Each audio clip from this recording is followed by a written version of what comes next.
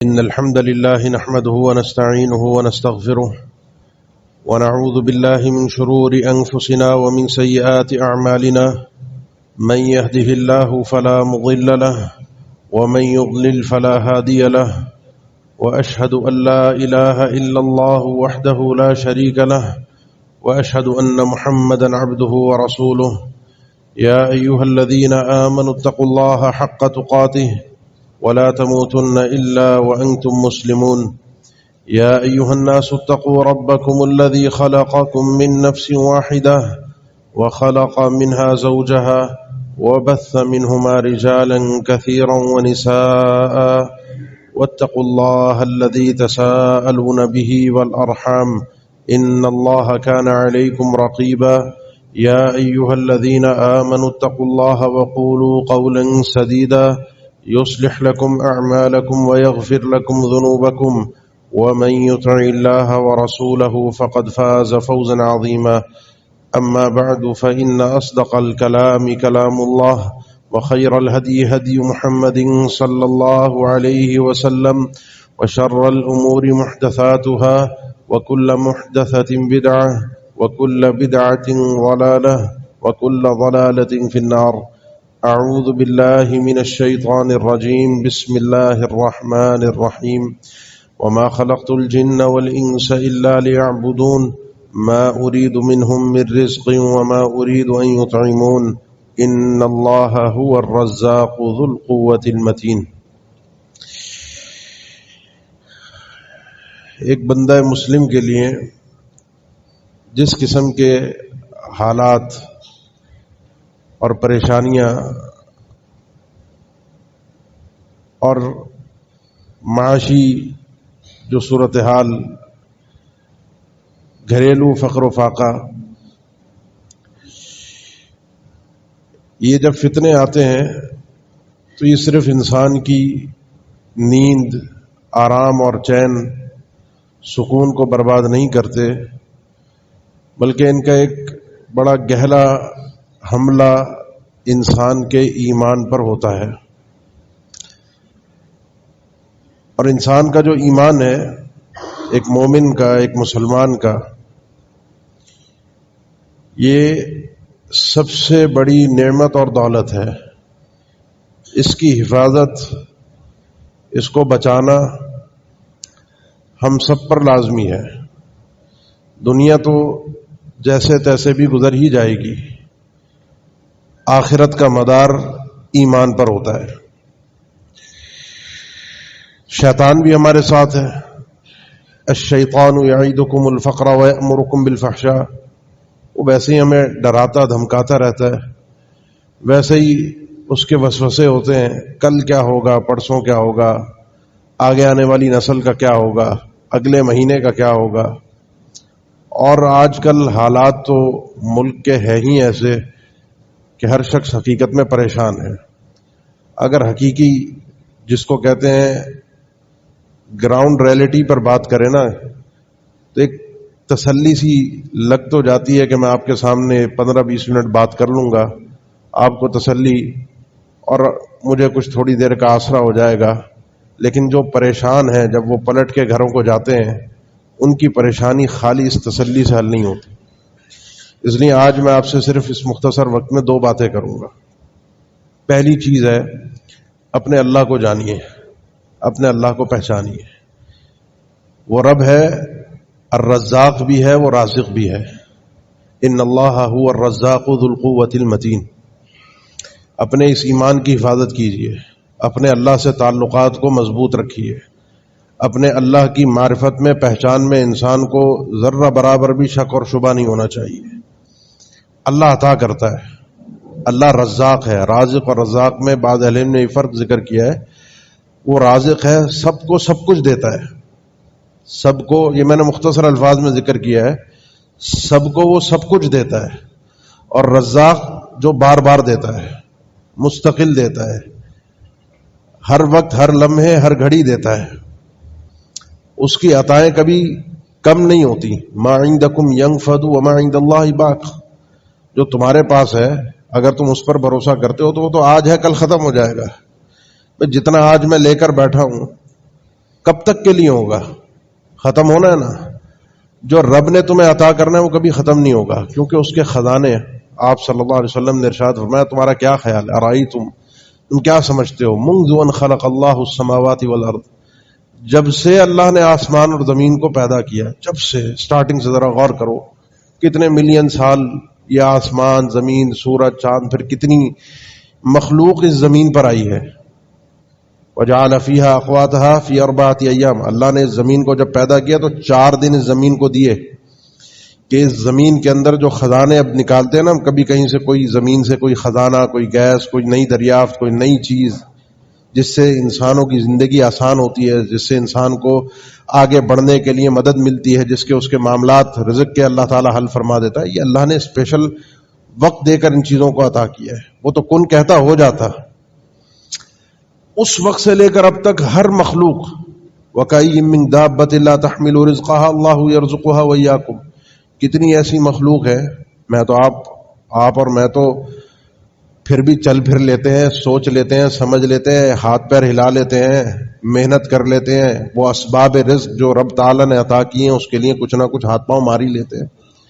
اللہ نے فرمایا کتنے ہی ایسے دابہ ہیں زمین پر، جانور، چل پھرنے والی مخلوق ہیں، لا تحمل رزقہا، جو اپنا رزق نہیں اٹھا سکتے، سنبھال نہیں سکتے، اس تک پہنچ نہیں سکتے، اس کو کل کے لیے محفوظ نہیں کر سکتے. وہ آج کا ہی ہے. اللہ یرزقہا، اللہ اس کو ہر وقت رزق دیتا ہے، اس مخلوق کو ہر لمحے رزق دیتا ہے. آپ صلی اللہ علیہ وسلم نے فرمایا ذرا غور تو کرو، کتنی مخلوق ہے، کتنی مخلوق ہے، اور کب سے ہیں، اور تم کب ہو. اللہ نے سب کو سب کی حیثیت کے مطابق عطا کیا ہے، اور اس سب کو دینے کے بعد بھی اللہ کے خزانوں میں اتنی کمی بھی نہیں آئی جتنی کمی ایک سوئی سمندر میں ڈال کر ایک قطرہ اگر کم کر دے تو سمندر سے کتنا پانی کم ہوا، اتنی کمی بھی نہیں آتی. اللہ کے خزانوں میں کمی نہیں ہے، لیکن وہ بڑی حکمت سے دیتا ہے. وَلَوْ بَسَطَ اللَّهُ الرِّزْقَ لِعِبَادِهِ لَبَغَوْا فِي الْأَرْضِ وَلَكِنْ يُنَزِّلُ بِقَدْرٍ مَا يَشَاءُ. سب کے لیے رزق کو کشادہ کر دیتا، جو میں چاہتا ہوں مجھے مل جائے، جو آپ چاہتے ہیں وہ آپ کو مل جائے. تو ہم میں سے ہر شخص اپنی اپنی ذات میں ایک فرعون کی مثال لے کر گھوم رہا ہوتا. لَبَغَوْا فِي الْأَرْضِ، وہ ہم تماشا اور وہ زمین میں فساد مچاتے، ابھی کچھ ہے نہیں، پھر بھی میری چال، میرا انداز، میری گردن، میرا سٹائل وہ مجھے بتا رہا ہوتا ہے کہ میرے وجود میں، میرے نظریات میں، میری سوچ میں، میرے دیکھنے میں تواضع نہیں ہے، میرے انداز میں ابھی بھی کبر ہے، حالانکہ ہے کچھ نہیں. ایک جھٹکے کی مار ہوں میں، اللہ کے آگے کوئی حیثیت نہیں ہے.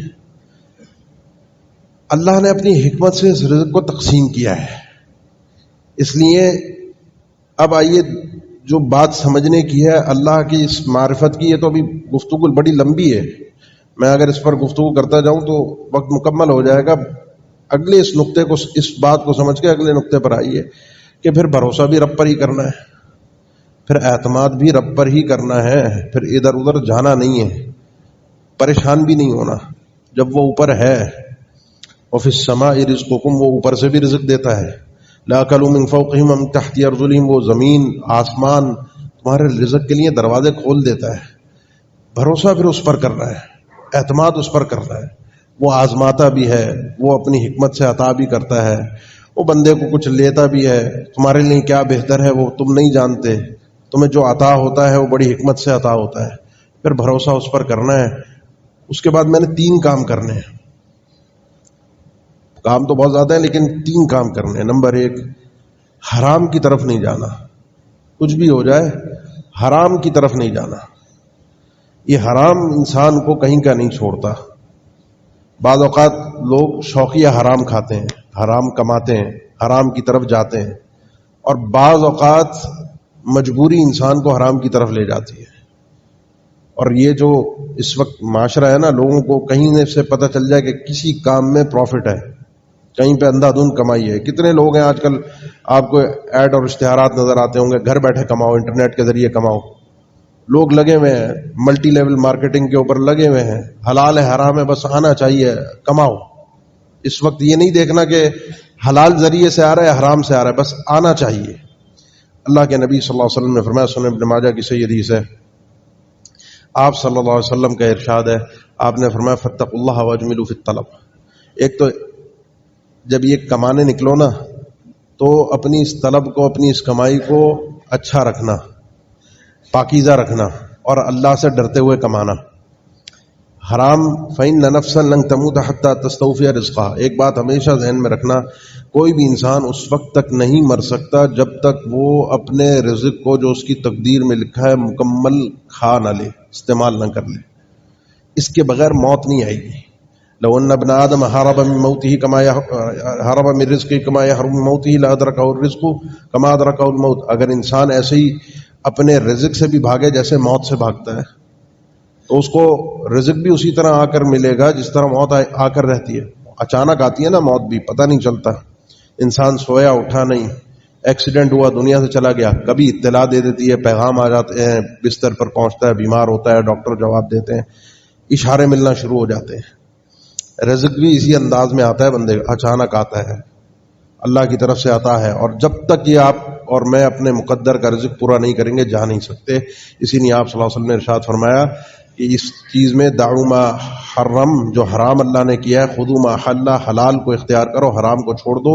اور اللہ سے مانگنے میں، اس طلب میں، اس رزق کے معاملے میں احتیاط سے کام لو.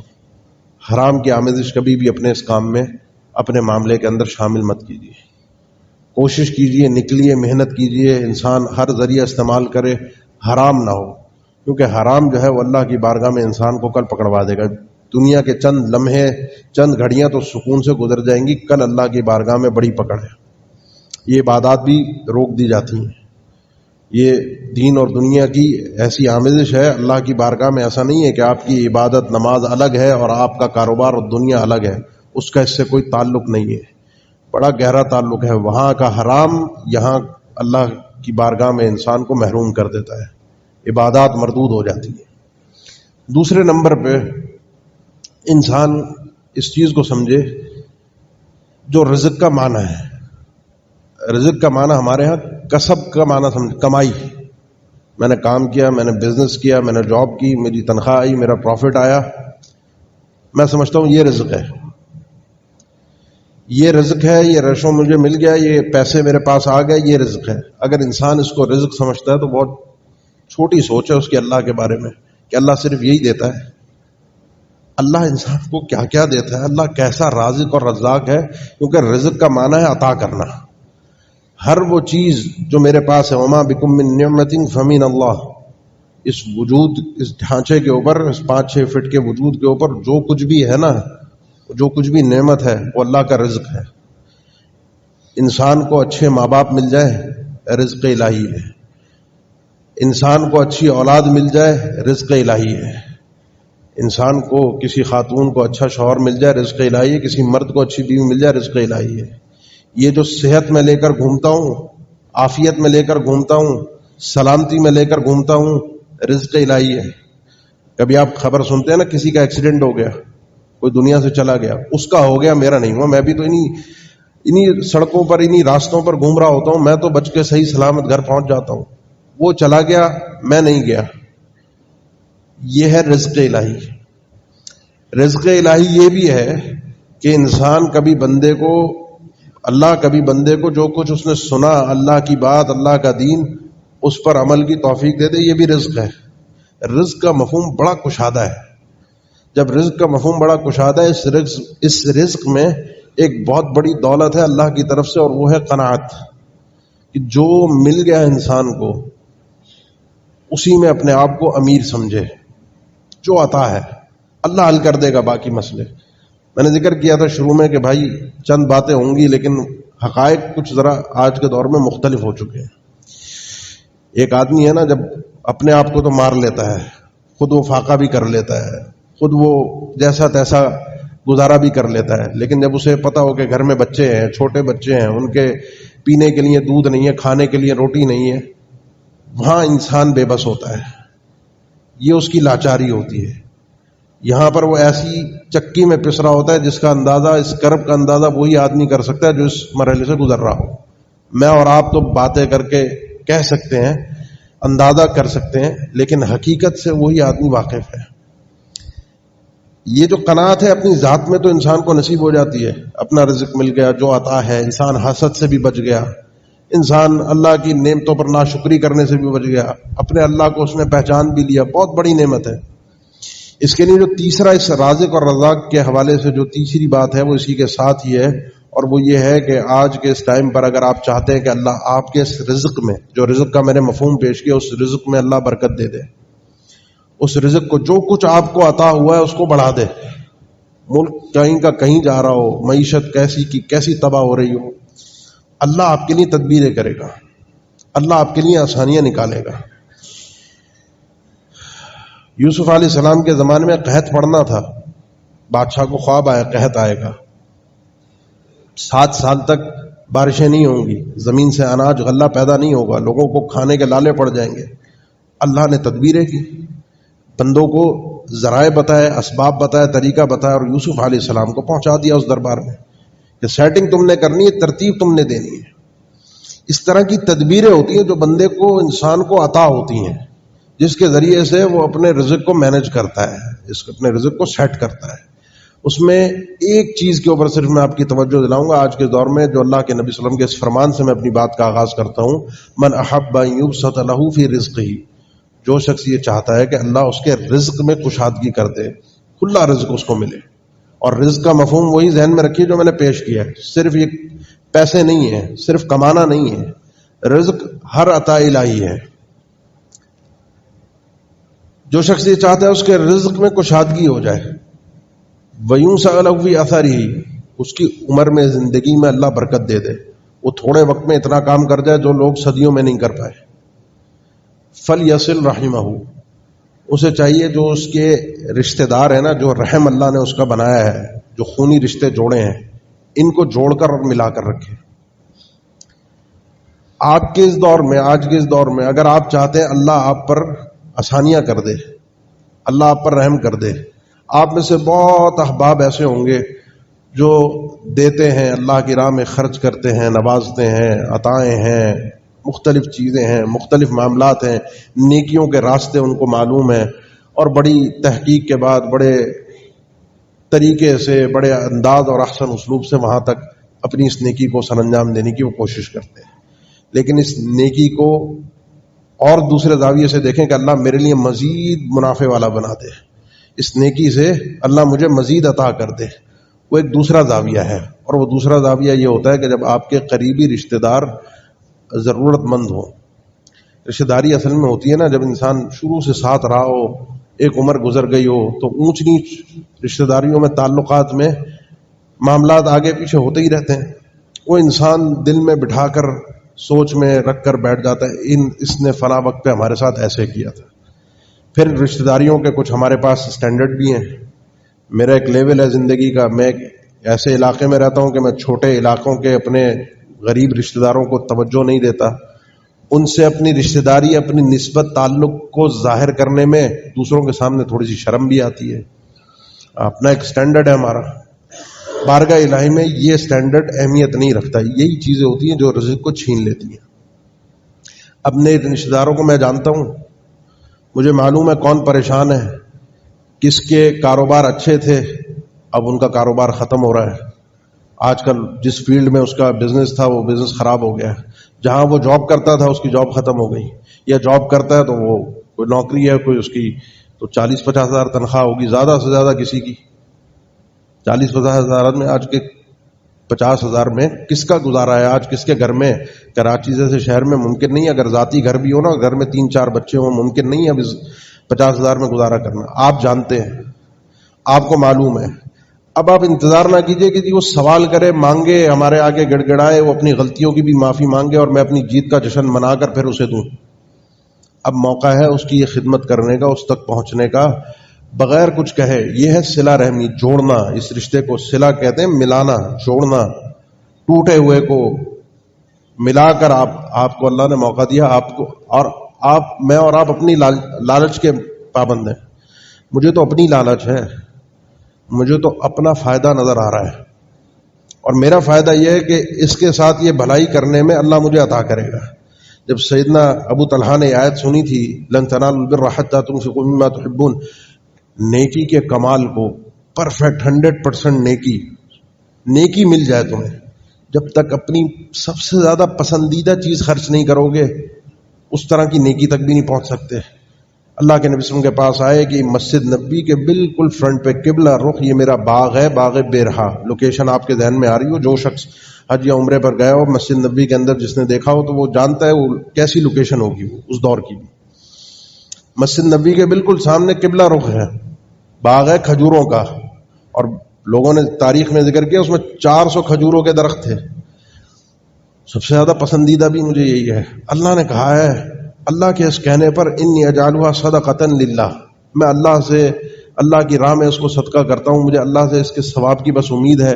افضعہ یا رسول اللہ حیث اراک اللہ کے نبی آپ اس باغ کو لیجئے، جہاں اللہ آپ کو دکھاتا ہے بتاتا ہے، جہاں اللہ حکم دے وہاں اس باغ کو خرچ کر ڈالیے۔ آپ صلی اللہ علیہ وسلم بھی ان کے اس باغ کو دینے پر تعجب کر اٹھے، اور وہ تعجبیہ جملے تھے، بخن ذا کمال رابح، کیا تم نے صدقہ کر ڈالا اور کیا ہی مال تم نے اللہ کی راہ میں دے دیا۔ آپ نے فرمایا بات مقصود پہ آتا ہوں میں، آپ صلی اللہ علیہ وسلم فرمایا یہ بجائے مجھے دینے کے تم اپنے پاس اس کو لے کر جاؤ، وَإِنِّي أَرَىٰ أَن تَجْعَلَهَا فِي الْأَقَارِبِينَ، اپنے قریبی رشتہ داروں کو لے جا کر دے دو، کیونکہ آپ صلی اللہ علیہ وسلم کے علم میں تھا وہ مستحق ہیں، وہ ضرورت مند ہیں۔ اس کا یہ باغ لے کر دوسروں کو دے دیا جائے یہ نیکی اتنی مزیدار نہیں ہے، اس کا یہ باغ اس کے اپنوں میں جانا چاہیے۔ حدیث میں الفاظ ہیں، پھر سیدنا ابو طلحہ نے اپنے اس باغ کو اپنے قریبی رشتہ داروں اور اپنے چچا کی اولادوں میں ہی تقسیم کیا تھا۔ آپ صلی اللہ علیہ وسلم کی بیوی آپ صلی اللہ علیہ وسلم گھر تشریف لائے، ام المؤمنین میمونہ بنت حارث، کہنے لگے اللہ کے نبی رضی اللہ تعالیٰ عنہ، اللہ کے نبی صلی اللہ علیہ وسلم آپ کو پتہ چلا میری ایک لونڈی تھی، غلام تھی میرے پاس عورت، میں نے اس کو آزاد کر دیا ہے۔ اچھا، غلام آزاد کرنا آپ بار بار قرآن مجید میں بھی پڑھتے ہیں، حدیث میں بھی پڑھتے ہیں، بہت بڑی نیکی ہے۔ حضرت نے فرمایا آزاد کر دیا کیا؟ ایسا ہی ہوا ہے؟ انہوں نے کہا آزاد کر دیا۔ عورت اپنے مال کی خود مختار ہے، اپنے شوہر کی، اپنے مال میں اپنے شوہر کی اجازت کی پابند نہیں ہے، میں نے آزاد کر دیا ہے۔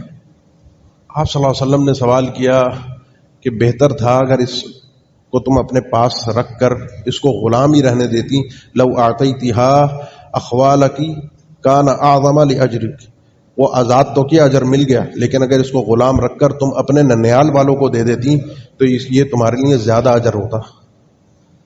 وہ غلام ہی رہتا، آزاد نہیں ہوا، لیکن تم نے، آپ صلی اللہ علیہ وسلم کے علم میں تھا نا ان کے ننیال والے ضرورت مند ہیں، ماموں خالائیں وغیرہ، ان کو دیتی ان کے لیے زیادہ بہتر تھا۔ اسی لیے جامع ترمذی کی حدیث ہے صدقۃ علی المسکین صدقہ، آپ کسی عام مسکین کو کہیں اللہ کی راہ میں کہیں بھی خرچ کرتے ہیں یہ ایک صدقہ ہے۔ وعلی القریب صدقۃ ورحم، لیکن جب آپ کسی اپنے قریبی رشتہ دار پر صدقہ کرتے ہیں تو صدقہ بھی ہو جاتا ہے اور رشتہ داری کو جوڑنے کا ثواب بھی مل جاتا ہے، ڈبل فائدہ ہے، ایک تیر سے دو شکار ہے۔ اور اپنی زندگی میں برکتیں، اللہ سے رزق کا حصول وہ الگ ہے، اللہ اس میں صلہ رحمی کے ذریعے جو انسان کی زندگی میں کشادگی کرتا ہے وہ الگ ہے۔ اسی لیے سیدنا علی رضی اللہ تعالیٰ عنہ فرماتے تھے کہ لأن اصل اخا من اخوانی بدرہم، میں اپنے کسی قریبی رشتہ دار کے ساتھ ایک درہم کے ساتھ اس کی کوئی مہمان نوازی کر دوں، اس کی کوئی خدمت کر دوں، اس کو ویسے ہی دے دوں، رشتہ دار ہے، یہ ایک درہم میں اس پر خرچ کروں، میں سمجھتا ہوں میرے لیے بہت زیادہ بہتر ہے کہ میں 20 درہم اللہ کی راہ میں صدقہ کر دوں۔ یہ آپ کو راستہ صرف بتا رہا ہوں کہ اس وقت لوگ انتہائی ضرورت مند ہیں اور حالات خودکشی تک پہنچ چکے ہیں، یہ کوئی میں مبالغہ آرائی نہیں کر رہا، یہ میں آپ کو راستہ دکھا رہا ہوں کہ اللہ رازق ہے، رزاق ہے، اللہ ذریعے بناتا ہے، اللہ راستے فراہم کرتا ہے۔ اللہ تعالیٰ نے اگر میرے رزق کے لیے کوئی ایسا راستہ رکھا ہے کہ میں کسی کو کوئی بھلائی، کسی کے ساتھ کوئی خیر، وہ بھی قریبی رشتہ داروں کے ساتھ بغیر کہے ان تک پہنچ کر ان کی ضرورت کو پورا کر دوں، یہ اللہ کی بارگاہ میں بڑا اجر کا باعث ہوتا ہے اور میرے لیے بھی اللہ کی طرف سے رزق کے دروازے کھلنے کا سبب بنتا ہے۔ ان راستوں کو اپنائیے، ان ذرائع کو اپنائیے، اللہ پر اپنے ایمان کو مضبوط رکھیے، اپنے کل کو اللہ کے سپرد کر دیجئے۔ اقول قولی ھذا واستغفر اللہ لی ولکم، آخر دعوانا الحمد للہ رب العالمین۔